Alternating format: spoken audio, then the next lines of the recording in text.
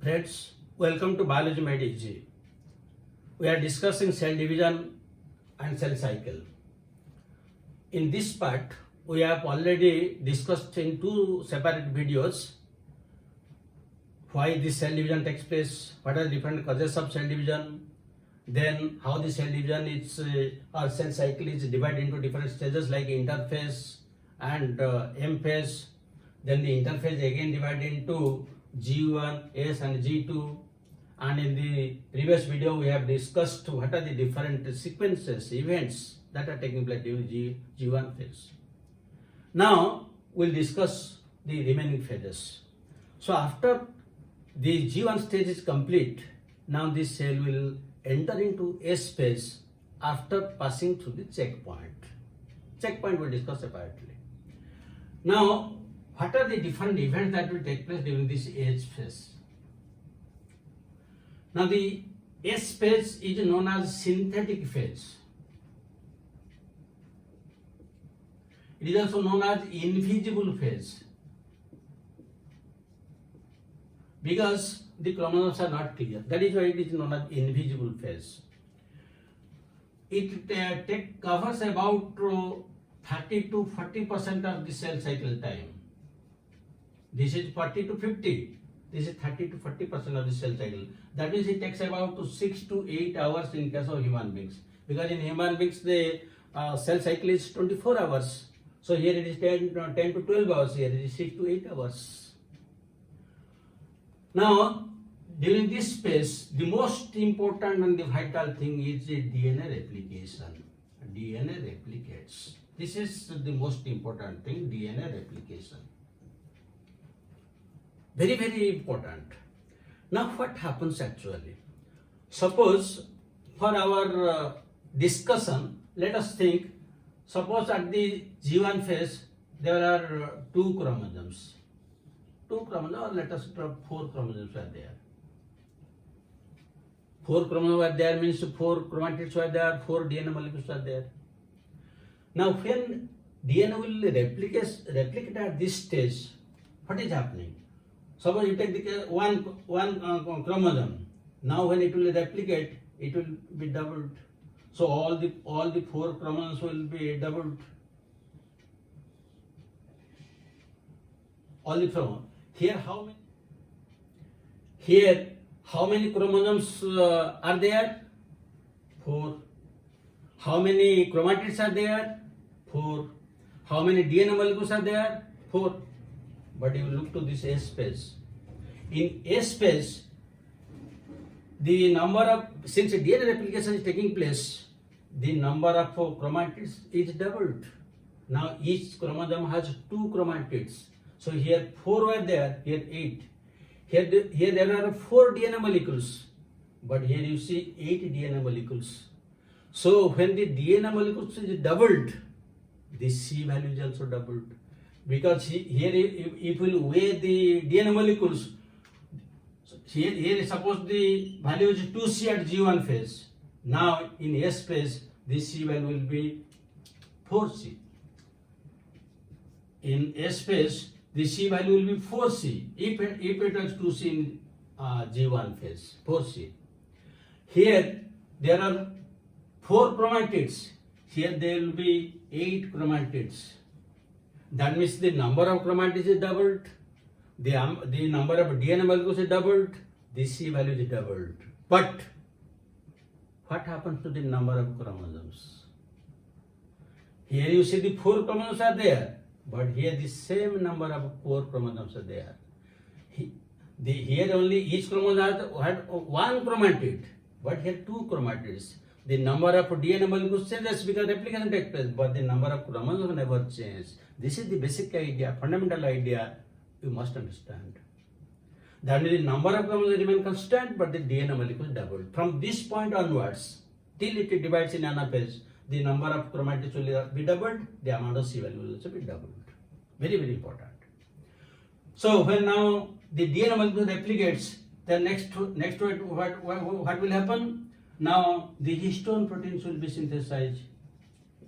Histone synthesis Because unless the DNA molecule and histones they combine, how the nucleosomes, solenoids and other things will be formed, how they will give rise to chromatid and chromosome. So that is again important. In case of animal cells, centrioles are there, so the centrioles also divide. Centriole divides. So these are the three very important events that take place during S phase: DNA replication, synthesis of histones, and animal cell centriole divides. These are the very important events which are usually asked. And again, if initially the C value was 2C, here it will be 4C. If here it was C, then here it will be 2C. Whatever there is doubled. And now, at this stage, at G1 stage, each chromosome has one chromatid, one DNA, but here it double the DNA. Because frequently questions are asked, at what stage the DNA molecules are two. Suppose in metaphase, in anaphase, in S phase, in G2 phase, how many, there are suppose 4 chromosomes, how many DNA molecules are there? There are 20 chromosomes, how many DNA molecules are there? At this stage, the C value was 5 picograms. At what stage it will be 20 picograms, when it will be 10 picograms, like these questions are asked. So unless this point is clear, how will you be able to answer? So I hope it is very, very clear to you. Now, next, this cell will shift to the next phase, that is G2 phase.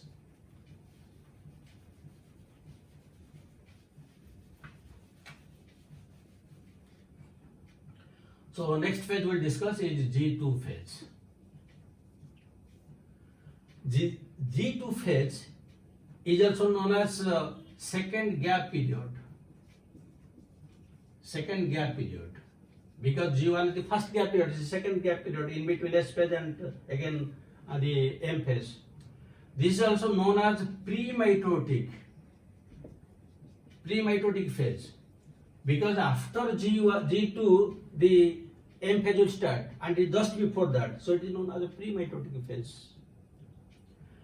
Then it takes about 10 to 15% of the cell cycle time.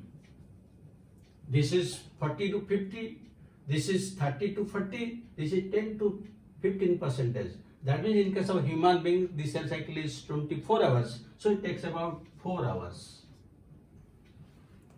That means this is the smallest stage in interphase. In interphase is smallest, but if you take the total cell cycle, then M phase shortest. Because in human beings out of 24 hours, the M phase is only 1 hour. So in the entire cell cycle, M phase is shortest, but in the interphase, this is shortest. So not confuse, otherwise you will commit mistakes. Now, what are the different things that happen during this G2 phase? Again, important. The fourth point is, here again there will be synthesis of RNA and non-histone proteins.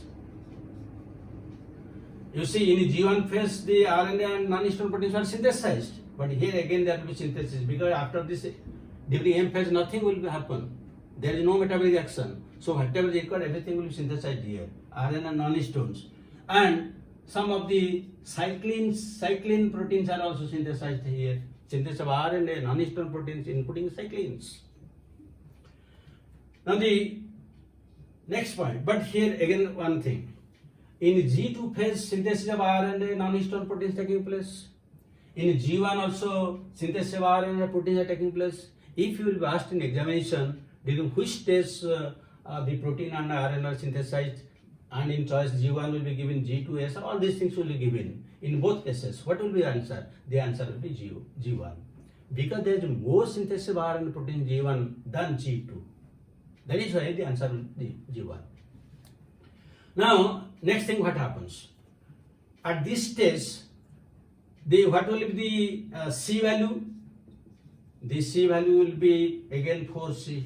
Whatever is there in the S phase, that same thing it will continue. The number of DNA molecules are double. The chromosome remains 4 for each case. But here the DNA molecules are double and the C value is again double, 4C. Then, after this G2 phase, in M phase, the spindle fibers will be formed. which is separated the chromosomes, and the spindle fibers are formed out of the protein tubulin. So the tubulin proteins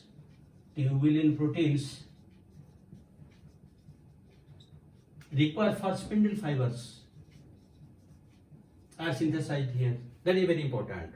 Next, some of the organelles like mitochondria, chloroplast, and Golgi bodies, they also divide. You know that mitochondria and chloroplast, they divide by fission. Only at this stage they will divide, not other organelles, only this. So the mitochondria, chloroplast, and Golgi body, they divide. Then what are the other things? Now another very important thing, the DNA molecules have been replicated in S phase. There is a possibility that some mistakes might have occurred which may cause mutation in future. So that should be repaired. So next phase is DNA repairing.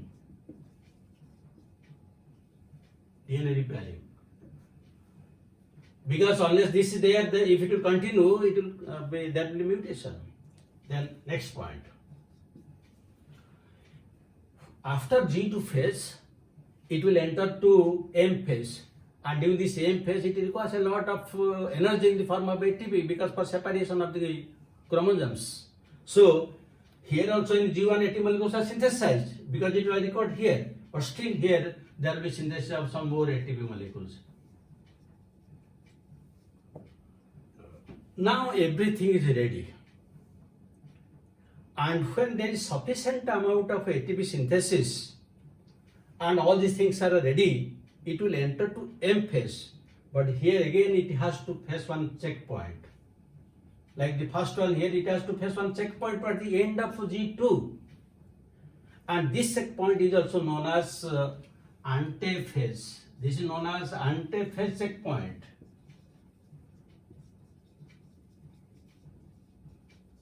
Because once sufficient amount of ATP molecules are synthesized, it is ready, it will go to M phase, but everything will be now checked, whether everything is ready or not, whether ATP molecules are there or not.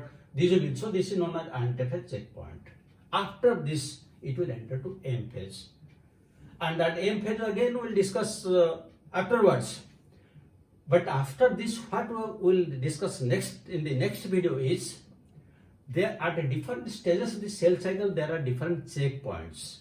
As I already have told you, one checkpoint is there here in between when it moves from G1 to S. Here one checkpoint is there. There is another checkpoint when it enters from M phase to A phase.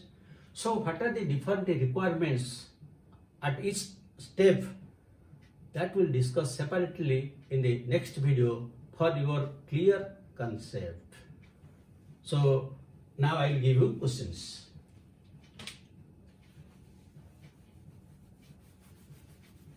So the first question, in which stage of the cell cycle the DNA forms a Y-shaped structure? Y-shaped DNA structure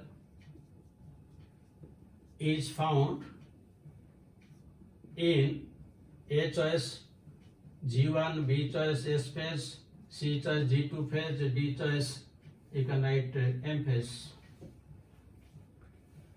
Second point, tubulin protein are synthesized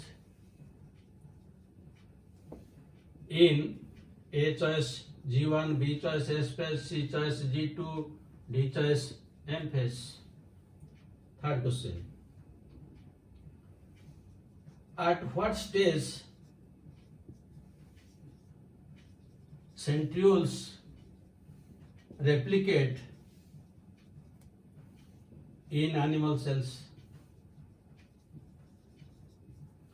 A choice again G1, B choice S phase, C choice G2 and D choice M. So these questions are very important, asked in various type of examinations including NEET, and I hope now your concept is very clear, and the rest of the things we'll discuss in coming videos. So thank you very much for watching and have a good day.